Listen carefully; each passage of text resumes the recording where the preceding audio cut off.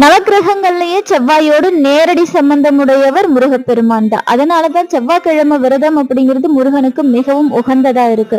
செவ்வாய்க்கிழமை தோறும் விரதம் இருந்து வழிபாடு செஞ்சு பக்கத்துல இருக்கிற முருகன் கோவிலுக்கு போயிட்டு வரோம் அப்படின்னா நிச்சயமாக நம்முடைய வாழ்க்கையில இருக்கிற எல்லா பிரச்சனைகளும் தீர்வு கிடைக்கும். அது மட்டும் இல்ல, முருகப்பெருமானுடைய வழிபாடு அப்படிங்கிறது நமக்கெல்லாம் ஒரு வரப்பிரசாதம் அப்படின்னே சொல்லலாம். யார் ஒருவர் முருகப்பெருமான் மீது அளவற்ற நம்பிக்கையோடு வழிபாடு செஞ்சுட்டு வருமோ அவங்களுக்கு நிச்சயமாக முருகன் நேர்லயே காட்சி கொடுப்பார்.